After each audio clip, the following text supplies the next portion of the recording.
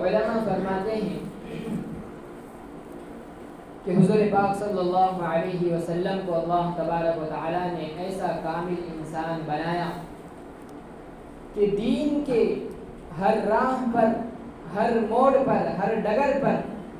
کسی ہستی نے انسانیت کی رہنمائی کی ہے تو وہ ہستی صرف اور صرف محمد الرسول اللہ صلی اللہ علیہ وسلم. اور آپ نے اپنے اس لاڈلے نبی کی ہر ادا کو، ہر سنت کو محفوظ کیا ہے، اور قیامت تک وہ آپ کی سنت، وہ آپ کا قول، آپ کا عمل، آپ کی بات محفوظ رہنے والی ہے. کیوں؟ اس لیے کہ قرآن کریم میں اللہ تبارک و تعالیٰ نے ارشاد فرمایا ہے خذوا ما آتاکم الرسول فخذوه وما نہاکم عنہ فانتہوا. رسول جو تمہیں دے اسے لے لو اور جس سے روکے اس سے رک جاؤ.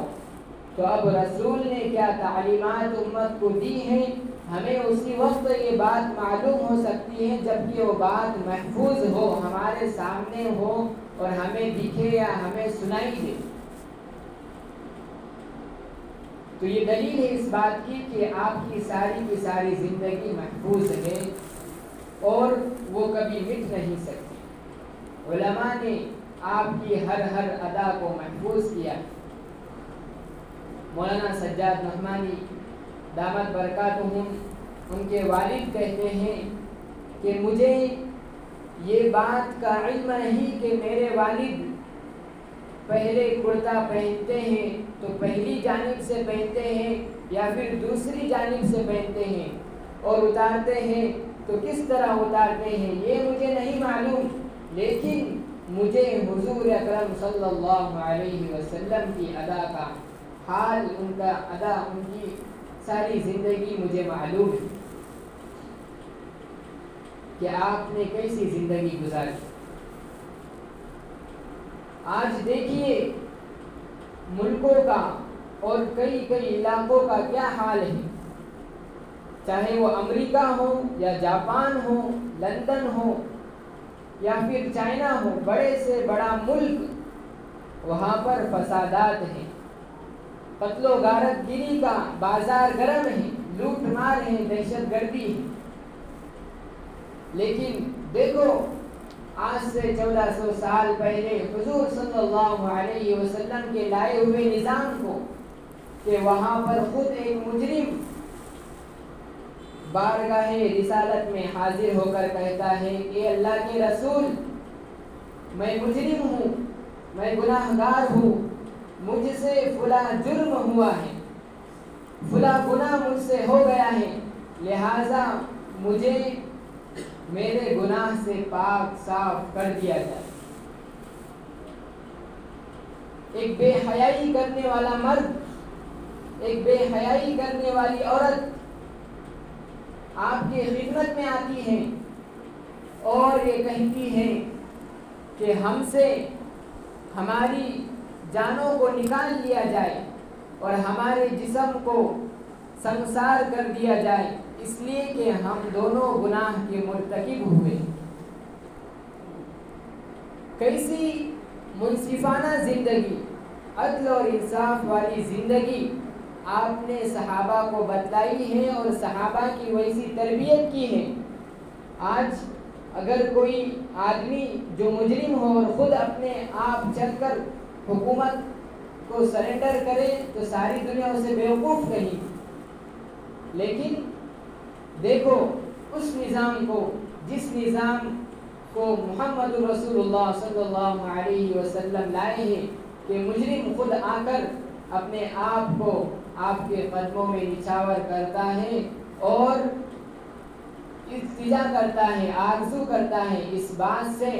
کہ مجھ سے میرے گناہ کو پاک کر دیا جائے، اور اعتراف جرم کرتا ہے، اقبال جرم کرتا ہے. اور آپ نے اپنی زندگی میں جو انصاف کیا ہے، خدا کی قسم قیامت تک کوئی شخص ایسا عدل اور انصاف نہیں کر سکتا. واقعہ یہ ہے کہ ایک مرتبہ قبیلہ قیس کی ایک عورت نے چوری کر لی اور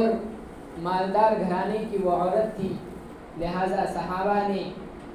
رسول اللہ صلی اللہ علیہ وسلم سے ارشاد فرمایا کہ اللہ کے رسول رعایت کیجیے، یہ بڑے قبیلے کی بیٹی ہے، بڑے سردار کی بیٹی ہے، تو کیا ہوتا ہے؟ چنانچہ بارگاہ رسالت سے یہ اناؤنسمنٹ ہوتا ہے، یہ اعلان ہوتا ہے کہ لوگوں سن لو، یہ تو پرائی عورت ہے، اس کا نبی کے خاندان سے کوئی تعلق نہیں، لیکن اس اعلان کو سن لو، لو ان فاطمہ بنت محمد سرقت لقطعت یدہا، یہ پرائی عورت ہے، اگر محمد کی بیٹی، ایک نبی کی بیٹی، میں محمد ہوں، میں نبی ہوں، اگر میری بیٹی بھی اگر چوری کرتی ہے تب بھی میں اس کے ہاتھ کاٹنے سے پیچھے نہیں ہٹوں گا۔ آج کسی سی ایم کا مسئلہ ہو، کیس ہو کورٹ میں، کسی پی ایم کا ہو، ایم ایل اے کا ہو، ایم پی کا ہو، تو تاریخ پہ تاریخ بدلتی جا رہی ہے، جج پہ جج بدلتے جا رہے ہیں، مظلوموں کو انصاف نہیں ملتا، لیکن ادھر نبی کا یہ نظام دیکھو کہ اپنی سگی بیٹی ہے اور آپ کہہ رہے ہیں کہ اگر میری بیٹی بھی چوری کر لے تو تب بھی میں اس کے ہاتھ کاٹنے سے پیچھے نہیں ہٹوں گا، یہ تو برائی عورت ہے۔ عزیز دوستو، ضرورت اس بات کی ہے کہ جس نظام کو جس نبی نے اور نبی جیسی زندگی انہوں نے گزاری ہے، اس طرح زندگی گزارنے کی کوشش اور ضرورت ہے۔ آج ہماری زندگیوں میں جو دین ہے، کیا وہ اصلی دین ہے یا وہ دین اصلی ہے اور وہ حقیقی دین ہے جو محمد رسول اللہ اور آپ کے صحابہ کی زندگی میں دین تھا؟ آج ہماری زندگی میں جو دین ہے وہ کتابوں میں نہیں ہے، اور جو کتابوں میں دین ہے لکھا ہوا ہے وہ ہماری زندگیوں میں نہیں۔ ہم مسلمان ہیں یا وہ مسلمان تھے، یا وہ مسلمان تھے تو پھر ہم کیا ہیں؟ تو ہر نبی کے ہر شعبے کو، ہر تعلیمات کو امت کے سامنے لانے کی ذمہ داری یہ میری اور آپ کی ہے۔ ہمارے ملک ہندوستان کا ایک بہت ہی بڑا شہر، مدرسوں والا، تنظیموں والا اور علماء والا شہر بھٹکل ہے۔ وہاں پر ایک مرتبہ ایک کمپٹیشن رکھا گیا نان مسلم بچیوں میں کہ آپ کو حضور اکرم کی زندگی پر آرٹیکل لکھنا ہے، مضمون لکھنا، اور بڑا انتظام اور بڑا پروگرام ہوا۔ اس میں کئی بچیوں نے جو غیر مسلم تھی انہوں نے حصہ لیا، مولانا رابع حسنی ندوی صاحب بھی اس میں تشریف لائے، اور جس کا فرسٹ نمبر آیا تھا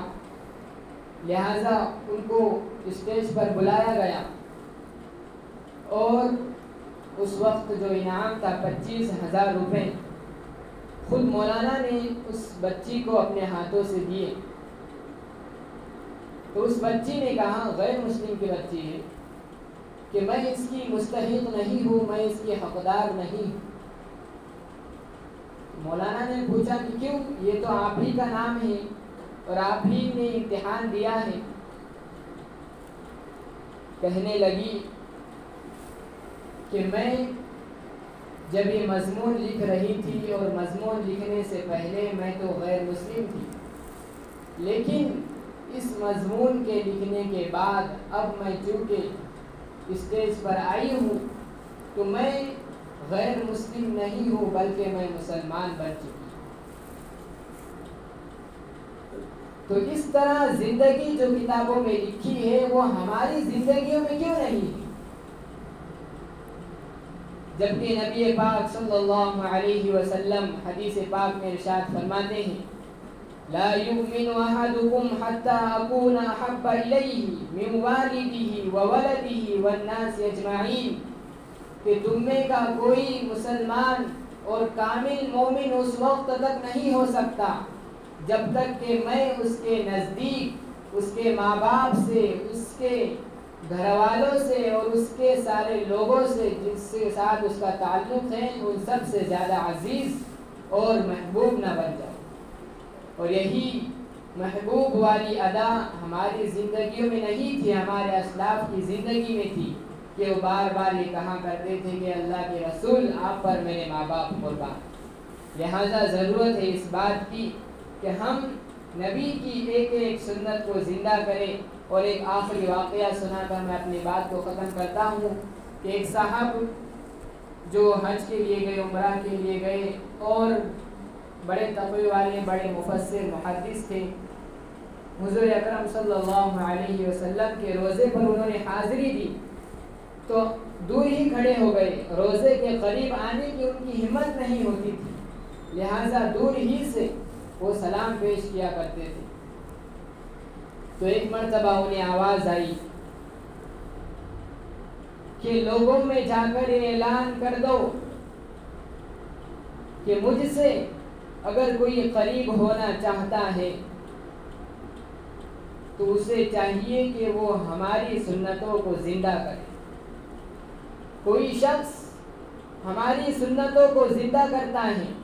تو دنیا کے کسی بھی کونے میں ہو، کسی بھی ملک میں ہو، وہاں رہ کر بھی وہ ہمارے قریب ہے۔ اور کوئی شخص ایسا ہے کہ جس کی زندگی میں سنتیں نہیں ہیں، وہ چاہے ہماری جالیوں سے کتنے ہی قریب ہو، ہمارے روزے سے کتنے ہی قریب ہو اور جالیوں سے بالکل چمٹ جائے، لیکن اس کی زندگی میں سنت نہیں ہے، تب بھی وہ ہمارے سے کوسوں میل دور ہے۔ لہذا ہم اپنے نبی کو اپنے قریب کرنا چاہتے ہیں اور ہمیں اپنے نبی سے قریب کرنا چاہتے ہیں تو ہمیں اپنی زندگیوں میں آپ کی پیاری سنتوں کو لانا ہوگا اور زندہ کرنا ہوگا، اور یہی شریعت کی تعلیم ہے اور یہی ایک مسلمان کا فریضہ ہے۔ اور ہمیں نبی صلی اللہ علیہ وسلم سے اگر محبت ہے تو توفیق ملنی چاہیے ہمیں کچھ آپ صلی اللہ علیہ وسلم پر درود پڑھنے کی، آپ کے شہر کو دیکھنے کی، آپ کے شہر میں جینے اور مرنے کی، اور کچھ لمحات وہاں پر گزارنے کی۔ اللہ پاک ہم سب کو حرمین شریفین کی زیارت مقدر فرمائے اور ہمارا خاتمہ ایمان پر نصیب فرمائے۔ وآخر دعوانا